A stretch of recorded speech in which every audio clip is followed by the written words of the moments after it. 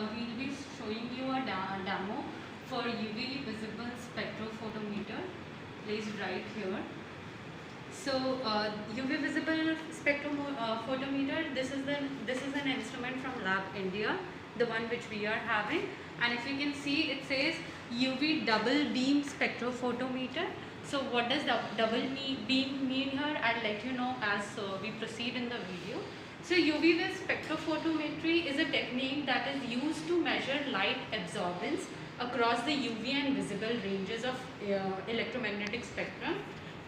So what basically happens is when an incident light strikes a matter, it can either be absorbed or reflected or transmitted.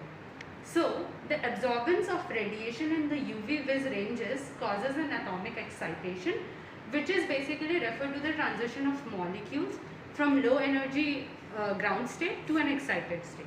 So if you look at this particular instrument, so I'll give you a thing that this instrument has a power switch behind the instrument. There's a small power switch. So you start that power switch and the machine goes for an incubation of around 15 minutes, where the machine do the slit positioning and the controlling of the lamp. Preceded by that, we actually go for our analysis after 15 minutes of incubation that is required by the machine. Now before starting, there are few things that is very important. Talking about how do you run samples in them. So there's one important thing that we call the cuvette. Now these cuvette are the thing in which you actually run your samples. These cuvettes are made up of quartz, plastic, glass, and differ based on the requirement that you want to do. For example, if you want to do some analysis in the UV range, you are advisable to do it with quartz cuvette. So if you look at the cuvettes, there are two cuvettes in here. One is a reference cuvette and the other is the sample cuvette. So why we call the reference and the sample cuvette is, if you look in the instrument, there is one slot where you keep your reference sample, and there's another slot where you keep the controls, where you keep your sample which you want to do the analysis with. So when I say it is a UV visible double beam spectrophotometer, so the double beam means the light comes from this side and this side. So the light comes from the two sides and they fall at a perpendicular angle to each other. So based upon how the instrument is designed, we have to place our cuvette according to that. So if you look, each and every cuvette has two sides. One is the opaque side, or you call, which is less transparent. So it has two opposite, one this and the other one is this, two opposite opaque side, and it has two opposite transparent side.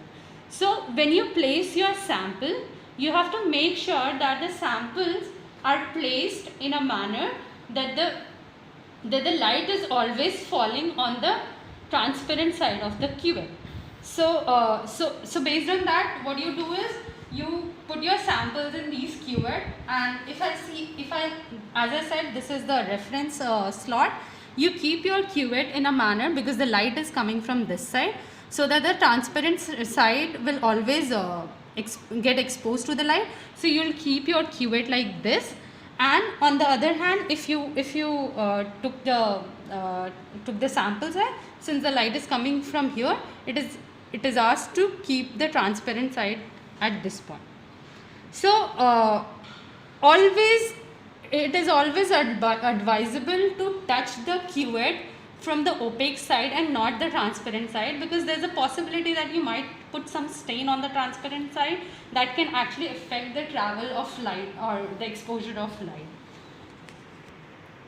So the good thing about this instrument is it actually comes with an adapter where you can connect the instrument to the computer. Look at the instrument.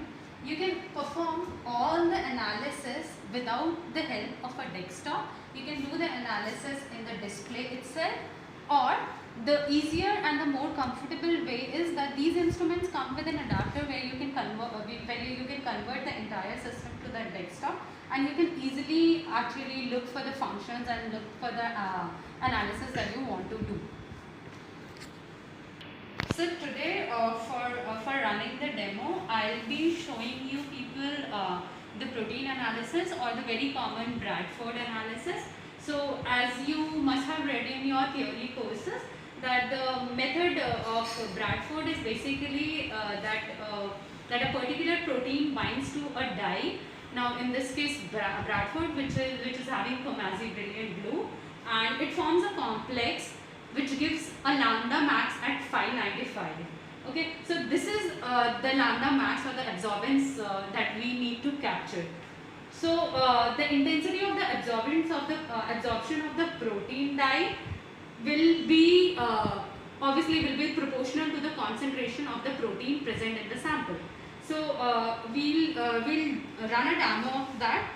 So for that, what I need to do is I need to run a control. In our case, this is water.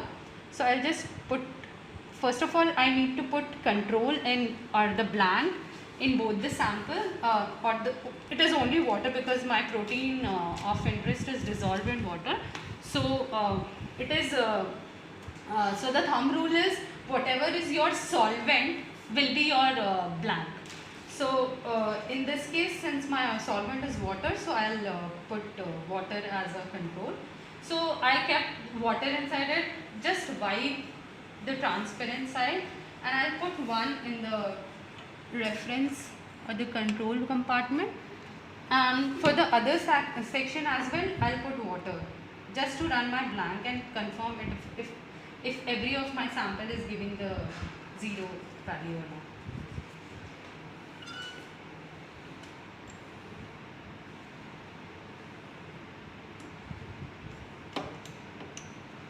Yes, so now if you look at the screen, now this particular instrument, you can do fixed point measurements, you can do a wavelength scan measurement, you can do a time scan measurement, you can do protein or DNA measurement. So this comes with a multiple function.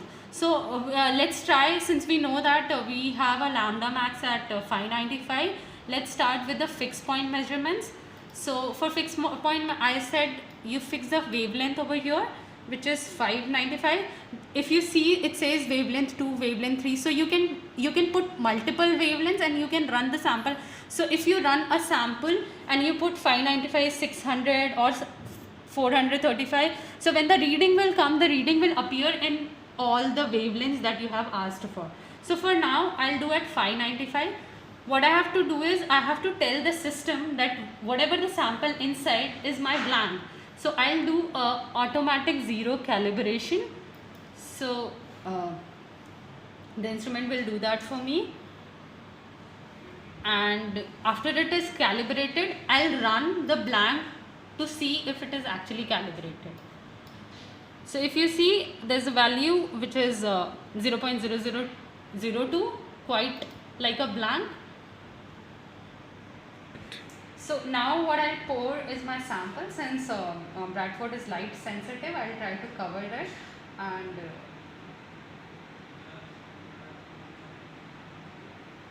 so this is my sample plus Bradford, which is basically I have taken VSA protein, and I'm keeping this, and I've fixed the sample in the sample slot.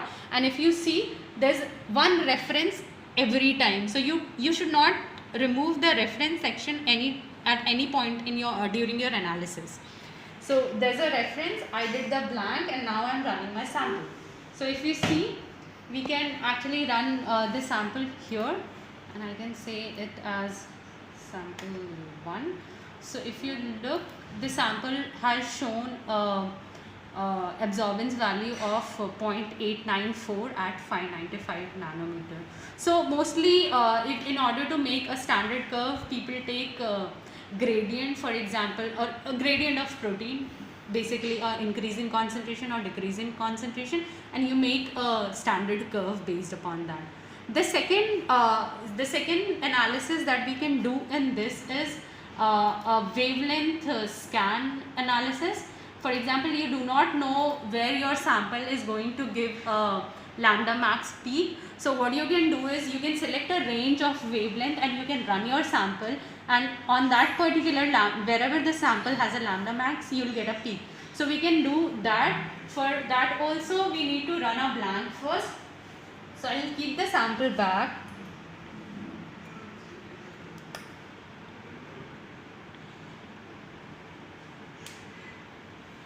And just clean your cuvette thoroughly, because it might have the protein or the BSA inside it.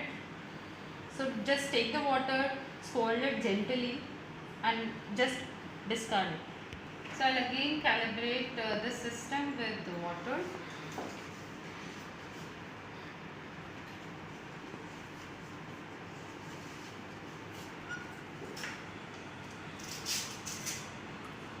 So since I said that before it was a fixed point, and now we are going to do a wavelength scan measurement. So for that if you see, we have a range to select from 700 to 500. You can select the step size, as in how you want the machine to move. You want a fast measurement, a normal or a medium. So let's go with a normal one.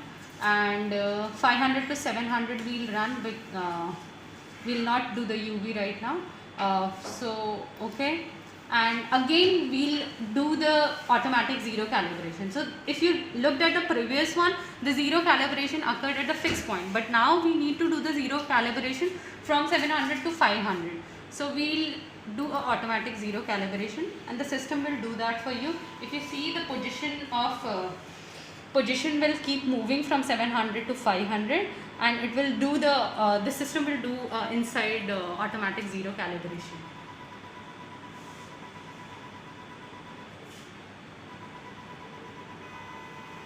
So it says finish scanning the sample, please continue your work.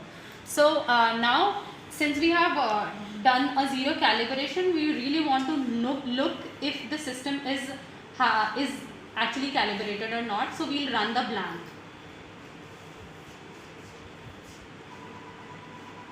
So if you see a line which is at 0, so which says that the system is very well calibrated between the range of 700 to 500.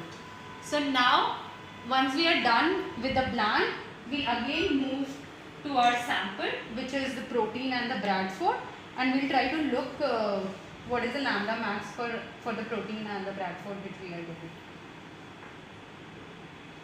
So since we know that this sample will have somewhere a peak somewhere near around 600, but we can still clarify it with the instrument.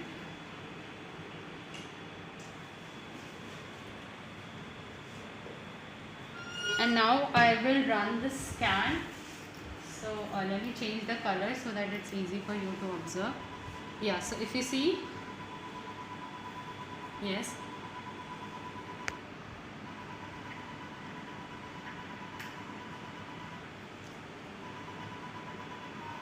So yes, so if you see, the sample has given a peak which is absorbance of, I guess, a little more than 1. Maybe you need to dilute the sample so that you can get a value less than that.